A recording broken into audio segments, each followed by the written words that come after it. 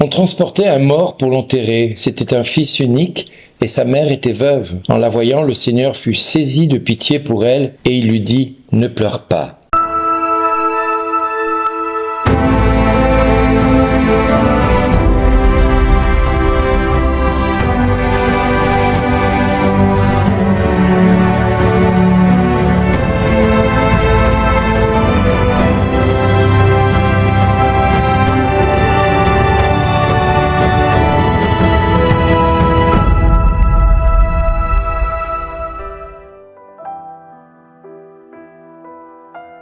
Bonjour les amis, aujourd'hui nous fêtons Sainte Monique, alors bonne fête à toutes les Moniques que nous connaissons.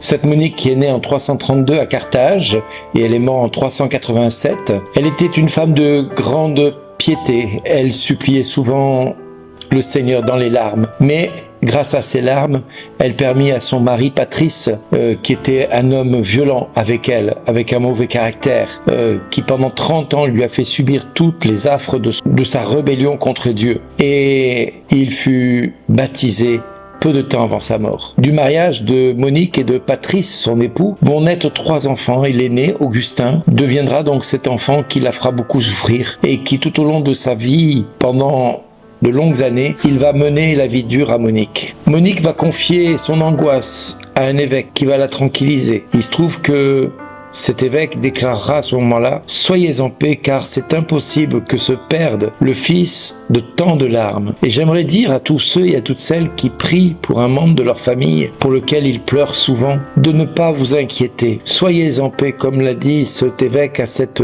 Sainte Monique. Soyez en paix car c'est impossible que la personne pour qui vous priez ne se perde puisque vous pleurez tant pour qu'il soit sauvé. Dieu n'est pas indifférent à vos larmes. Elle pleurait pour Augustin. Lui, son fils, de son côté, riait des larmes de sa mère. Mais quand nos larmes viennent toucher le cœur de Jésus, Jésus ne peut pas faire autrement que de pleurer avec ceux qui pleurent. Et dans l'évangile de Luc, qui est le texte que l'Église prend en l'occasion de Sainte Monique, au chapitre 7, versets 11 à 17, Monique, elle n'a jamais ménagé ses efforts. Elle n'a jamais compté sa fatigue. Et quand Augustin a décidé de partir pour Rome, elle n'a pas voulu s'éloigner de lui. Et elle l'a suivi dans un voyage éprouvant. Et se trouva que Monique rencontra d'abord l'évêque de Milan, Saint Ambroise, pas négligeable comme évêque, et Augustin le rencontrera un petit peu plus tard. Mais il fut quelque part aussi touché par le catéchisme de Saint Ambroise et par les écrits de Saint Paul. Alors Augustin changea de vie et finalement il se fit baptiser quelque temps un peu avant le décès de sa mère. C'était en l'an 387, Sainte Monique avait accompli sa mission dans cette vie et son fils,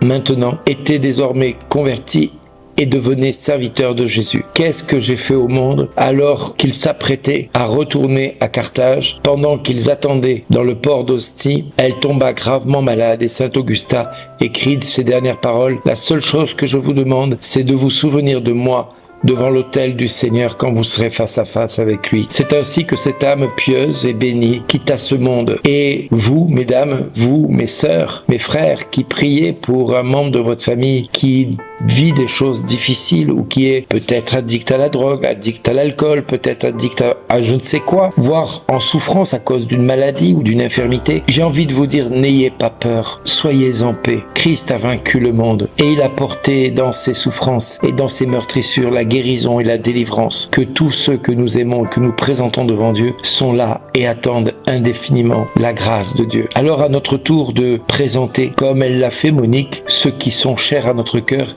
et qui sont loin de Dieu pour l'instant. Oui, nous devons prier pour ces enfants qui se sont éloignés et qui ne cessent de s'éloigner à cause de ce qu'ils font au quotidien, par leurs choix, qui ne sont pas forcément les meilleurs. Nous, de notre côté, nous pouvons les porter dans la prière et se réjouir déjà par avance de ce que Dieu va faire dans leur cœur et dans leur vie. Certes, ce n'est pas gagné d'avance. Certes, ce n'est pas facile. Mais nous prions maintenant le Père. Nous demandons au Père, dans le nom de Jésus, que ta grâce surabonde là où le péché abonde. Que la miséricorde vienne toucher le cœur de tes enfants, Père, parce que la miséricorde, Seigneur, est une miséricorde sans limite. Oui, tu es vraiment sans limite et que tu ne calcules pas la peine que tu vas vivre, Seigneur, en nous voyant souffrir, parce que tu pleures avec ceux qui pleurent et tu ris avec ceux qui rient. Alors, Seigneur, Nous te présentons tous ceux qui sont chers à notre cœur. Nous te les déposons devant ton autel et nous te rendons grâce, Père, dans le nom de Jésus, de venir pencher ton regard sur ceux qui sont chers à notre cœur et pour lesquels nous te présentons leur salut et leur éternité. Oui, Père,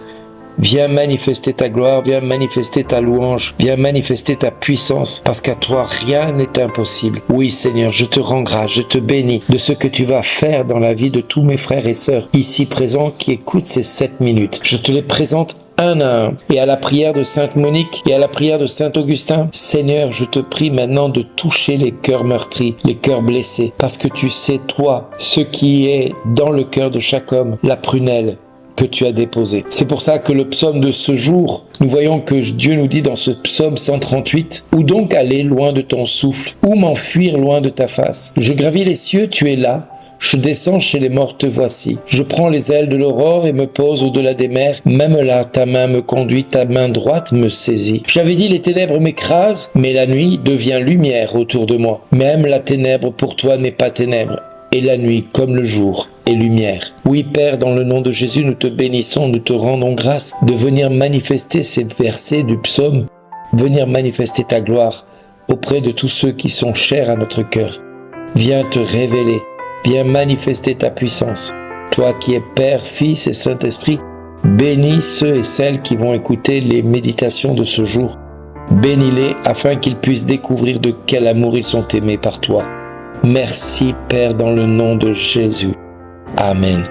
Merci d'exister les amis.